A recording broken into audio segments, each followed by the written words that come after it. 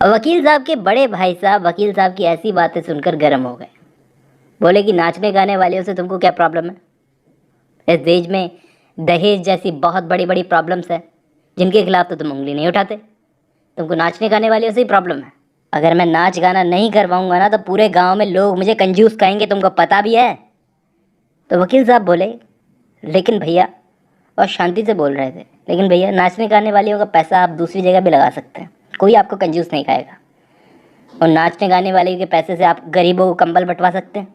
सर्दी के मौसम में आपको बहुत दुआएं मिलेंगी, कुआं खुदवा दो। छोटे भाई ने बढ़िया बढ़िया दलीलें दी। अब गांव में और भी लोग थे, उनसे सलाह मशवरा किया, लेकिन गांव वालों को नाच देखने में ज़्यादा इंटरेस्ट था। इनको कुआं खुदवाने से या कंबल बंटवाने में कोई इंटरेस्ट नहीं था। कहते हैं इन सब का एक टाइम होता है, लेकिन शादी में तो नाच देखने आते हैं। लेकिन बड़े भाई को ये गांव वाले ज़्यादा अच्छे लगते थे, छोटे भाई पर तो भरोसा ही नहीं था। लेकिन वकील साहब ने हार नहीं मानी, वो लगे रहे। आखिर वकील थे, कैसे हार मान लेते। लेकिन बड़े भाई साहब तो गांव वालों के साथ में थे। बोले कि हमारे रीति रिवाज हैं, इतने लंबे टाइम से चीज़ें चली आ रही है, हम चाहकर भी नहीं बदल सकते। हम अगर हमारे हाथ में होता तो बदल देते। अब बड़े भाई की रेस्पेक्ट थी, इमोशनल ब्लैकमेल किया बड़े भाई ने। फिर इस पर वो बोले, वकील साहब बोले कि चलो ठीक है, आप दूसरों को क्यों भेज रहे हैं, मैं ही ले आता हूँ शहर से नाचने गाने वाले। लेकिन फिर भी वकील साहब ने एक लास्ट ट्राई मारा। इस पर पता है क्या बोला? गांव वालों से पूछा कि अगर पूरे गांव में सारे के सारे अगर बकरे का मांस खाना बंद कर दे तो बकरे की गर्दन पर छुरी क्यों चलेगी? सोचो थोड़ा। हम लोग जिम्मेदार हैं कहीं ना कहीं। अगर हम रोकना चाहें चीज़ों को तो रोक सकती। इस पर गांव वाले हंसकर बोले कि वकील साहब, आपको वकालत पढ़वा के बहुत गलत कर दिया यार हमने। तो उनकी दलीलें काम कर गई और गांव वाले मान गए। लेकिन फिर भी बड़े भाई साहब ने कहा कि डांस अगर कोई देख के जाता है शादी के अंदर तो बहुत लंबे टाइम तक बात करता है कि उस बंदे ने डांस करवाया था अपने बेटे की शादी में, तो बहुत लोग तारीफ़ करते हैं। इस पर वकील साहब बोले कि एक टाइम के बाद में वो तारीफ़ें रुक जाएगी ना। अगर आप ये कुआं खुदवाओगे ना तो ज़िंदगी भर आपको लोग याद रखेंगे, ज़िंदगी भर के लिए आपका नाम हो जाएगा, आने वाले जनरेशन्स भी तारीफ़ करेगी। कुल मिलाकर के यहाँ तो वकील साहब ने डांस कैंसिल करवा दिया। वहाँ पर शांता के मामा पंडित उमानाथ, जो कि सदन से उसकी शादी करवा रहे हैं, वो चाहते थे शांता के लिए एक अच्छा लड़का। जब वो लड़का ढूंढ रहे थे ना, बेचारी सुमन को तो किसी से शादी करवा के उन्होंने गलत करवा ही दिया था, पहले ये गलती कर चुके थे। लेकिन अभी रिश्ता करवाने के लिए सारे लड़के मांग रहे थे 1,000 रुपये, जो 1,000 रुपये उनके पास थे नहीं। तो अब आप सोचोगे कि 1,000 थे नहीं तो सदन और उसकी फैमिली से रिश्ता फिक्स कैसे हुआ? वकील साहब की फैमिली से इनका रिश्ता फिक्स कैसे हुआ? दरअसल उन 1,000 रुपयों की मदद की थी पंडित उमानाथ को एक साधु ने कि तुम तो रिश्ता करवाओ, पैसे मैं दे दूंगा, बात पक्की है, पैसे मैं दे दूंगा। अब सोचने वाली बात यह है कि ये कहानी अच्छी खासी चल रही है, ये साधु बीच में कहाँ से आ गया स्टोरी में? कौन है ये साधु? दोस्तों ये साधु कौन है पता है? सुमन का पति गजाधर, जो अभी गजानंद बन गया। हाँ जी, अब ये गजाधर गजानंद बन गया साधु, ठीक है। अब यहाँ पे आपको इस कहानी में एक कैरेक्टर याद है? दरोगा जी। सबसे पहले जिनका इंट्रोडक्शन हुआ था, दरोगा कृष्णचंद, वो अब जेल से छूट चुके हैं, आज़ाद हो गए। 1 हफ्ता हो गया आज़ाद हुए। जेल से छूटने के बाद दरोगा जी बड़े चेंज से हो गए। मतलब कितने चेंज हो गए, बहुत ही बदल गए। दरोगा जी खेतों में जाके किसानों की औरतों को छेड़ते हैं। 5 साल में जेल में रहकर उनकी बहुत सारी आदतें बिगड़ गई। वो गालियाँ देते हैं, गांजा पीते हैं, और 5 साल जेल में थे तो अब वासना भी बढ़ गई है, बीवी भी मर गई है। समझ सकते हो आप लोग, बहुत बदल गया है दरोगा। नशा करने लगा है, गंदी गंदी गालियाँ देने लगा है। इस पर उनका साला पंडित उमानाथ बोलता है, जीजा जी क्या कर रहे हो, इनको भगाना पड़ेगा। शांता को भी अब अपने फादर के सामने जाने में बहुत डर लगता था। समझ में ही नहीं आता था कि पिताजी को हो क्या गया है जेल में रहकर। पंडित उमानाथ ने अपने जीजा जी को यहाँ से भगाने के लिए एक बार ट्राई मारा। बोले जब तक यहाँ पर रहना है रहो, लेकिन ये नीच गंजेड़ियों के साथ में बैठकर गांजा मत फूको। बहन बेटियाँ, माय डियर जीजा जी समझो। इस पे दरोगा जी बिगड़ गए। तो बोले किसके साथ बैठूं? ऊंचे ऊंचे लोग मेरे साथ बैठते नहीं हैं। तुम सारे के सारे अच्छे बनते हो ना, ये सब तुम लोगों का नाटक है। असल में तुम सब के सब चोर हो। फिर भी मैं तो अपने पाप की सज़ा काट के आया हूँ ना। तुम लोग तो पाप से बचने के लिए और पाप काटते हो। ओ पंडित उमानाथ, तुमने मेरी बीवी को मारा है, मेरी बेटी सुमन को कुएं में फेंक दिया, मेरी छोटी बेटी को परेशान करते हो, तुम क्या कम हो? ऐसे करके बिगड़ गए दरोगा जी। इस बात पर पंडित उमानाथ को भी आ गया गुस्सा।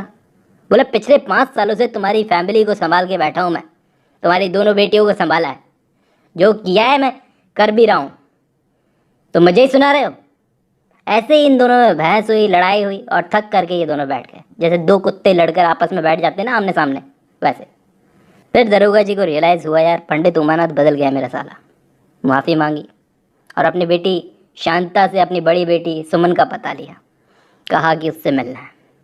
अब दोस्तों वहाँ सिटी में आंदोलन चल रहा था वैश्याओं को सिटी से निकालने का, हिंदू प्रॉस्टिट्यूट्स को निकालने के लिए कुछ सेठ बलभद्र दास विरोध कर रहे थे, तो वहाँ पे मुस्लिम्स को रोक रहे थे हाजी हाशिम। तो पहले इस आंदोलन को कोई भी सीरियसली नहीं ले रहा था, लेकिन जब से म्यूनसिपैलिटी इसमें ऐड हुई ना, तब से सीरियसली लेना शुरू किया इन लोगों ने। काफ़ी देर तक इन सब में मीटिंग और बहस हुई और उसके बाद में इस बात पर कि प्रॉस्टिट्यूट्स को निकालना चाहिए या नहीं, लेकिन कोई भी रिजल्ट नहीं निकला। यहाँ दरोगा जी, इनको अपने किए पे पछतावा हो रहा था बहुत ज़्यादा। इन्होंने चरस पीना तो बंद कर दिया था, लेकिन औरतों को ये अभी भी घूरते थे। उमानाथ की हर हाँ में हाँ मिलाते थे कि पैसे तुम दे रहे हो, बेटी का शादी तुम करवा रहे हो, तो तुम जैसा चाहो वैसा ही होगा। चुपचाप जो मिलता वो खा लेते, ज़्यादा अगर इच्छा होती तो मांग भी नहीं करते। उनसे नहीं हो रहा था, बोलते थे जैसा चल रहा है चलने दो। अब शादी भी आ गई, महफिल भी सज गई, बारात भी आ गई, दूल्हा भी बैठ गया, तो बहुत से लोग थे शादी में, लेकिन सब लोगों को एक ही चीज़ की कमी लग रही थी, जिसके लिए वो लोग आए थे, नाच गाना वैश्याओं का डांस। ये बात पर बड़े भाई साहब को वकील साहब पर आ रहा था गुस्सा कि तुम्हारी वजह से यहाँ पर ये डांस नहीं हो पा रहा, तुमने दलीलें दी, तुमने रोका है। लेकिन वकील साहब तो भाई साहब जो भी हो, मैं इस मामले में आपका सपोर्ट नहीं करूँगा। इतने में क्या हुआ, एक अजीब सी घटना हुई शादी के अंदर। शादी के बीचों बीच कुछ लोगों ने शामियाने में पत्थर फेंकना शुरू कर दिया। हलचल सी मच गई, भगदड़ सी मच गई, कोई इधर भागे कोई उधर भागे कि आखिर ये कौन लोग हैं। फिर तभी लोगों के बीचों बीच एक आदमी सिर मुंडवा करके हाथ में त्रिशूल लेकर के आके शादी की महफिल के बीचों बीच खड़ा हो गया। सब लोग शांत, आंखें फाड़ के उस आदमी को देखने लगे कि कौन है ये साधु था। त्रिशूल ऊंचा किया इसने और सब लोगों को चिल्लाकर बोला, डांस देखना है, डांस देखना है। अरे श्याम बाबा की धुन इतनी मीठी है, बोल धुन तुम्हारे कानों में नहीं पड़ती, तुम लोगों को डांस देखना है? नहीं, तुमको तो डांस देखना है, मैं दिखाता हूँ तुमको डांस, देखो बाबा वाला डांस। ऐसी ऐसी बातें वो बाबा करने लगा। इस दुनिया में हर कोई नाच ही तो रहा है, तो उन वैश्याओं के नाच में तुमको ऐसा क्या खास दिखता है? तुमको तांडव दिखाता हूँ, लेकिन तुम्हारी आंखें लायक है तांडव देखने की? तुम बस वही नाच देखने के लायक हो, बेवकूफ़ों, ठरकी हो, शर्म नहीं आती? मज़ा चाहिए? अरे मिटाओ इस प्रथा को, हटाओ इस डांस को। इतना बोल करके बाबा जी चले गए।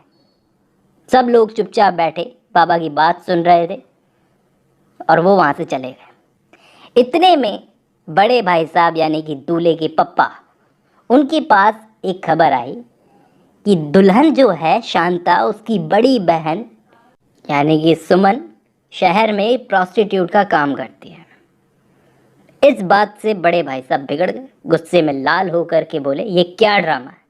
उमानाथ को बुलाया, तू अपनी भांजी को अपने गले में डाल के रख, मैं जा रहा हूँ यहाँ से अपने लड़के को लेकर। चंडाल कहीं के, तिलक लगा के खुद को पंडित समझता है। सारे बाराती उठ कर जाने लगे। उमानाथ ने वकील साहब से रिक्वेस्ट की कि आपके बड़े भाई साहब को रोको, मनाओ, मैं किसी को अपना मुंह दिखाने लायक नहीं रहूँगा, मेरी लड़की की ज़िंदगी बर्बाद हो जाएगी। तो वकील साहब जाके अपने बड़े भाई साहब को समझाने लगे, लेकिन बड़े भाई साहब बोले, मैं जहर नहीं पी सकता देखकर, लोग मुझ पर हंसेंगे, ज़िंदगी भर के लिए माथे पर कलंक रहेगा। बहू की बड़ी बहन शहर में क्या काम करती है? वकील साहब बोले, लेकिन भैया इसमें उस बेचारी लड़की की क्या गलती है? तो इस पर बड़े भाई साहब भड़क गए, बोले, तू शहर जाके पागल हो गया, दुनियादारी में तेरी वकालत नहीं चलती, समझा? वकील साहब बोले, लेकिन भैया लड़की की ज़िंदगी बर्बाद हो जाएगी। गुस्सा मत दिला, लड़की का ठेका मैंने ले लिया है, जो होगा खुद देखेगी, मुझे क्या? अरे तो भैया वो शहर वाली लड़की यहाँ पे आती जाती भी नहीं भैया, इन लोगों ने उनसे रिश्ता बिल्कुल तोड़ दिया है, आप समझ क्यों नहीं रहे? कह दिया ना गुस्सा मत दिला, शर्म नहीं आती तुझे? ऐसी लड़की से अपने भतीजे की शादी करवाना चाहता है तू? लेकिन वकील साहब ने बोलना जारी रखा। इस पर बड़े भाई साहब को गुस्सा आ गया। उन्होंने जोर से अपने भाई को धक्का दिया, जिससे वो लड़खड़ा करके ज़मीन पर गिर गए। ये ज़िंदगी में पहली बार था जब बड़े भाई साहब ने वकील साहब को इस तरह से धक्का दिया था, सबके सामने, वो भी। इतने में सदन, जो ये सब कुछ देख रहा था, उसने जल्दी से जाकर के अपने चाचा को उठाया और अपने बाप से चिल्लाकर बोला, पागल हो गए हो कि पिताजी, क्या कर रहे हो? बस इसके आगे की स्टोरी नेक्स्ट वीडियो में।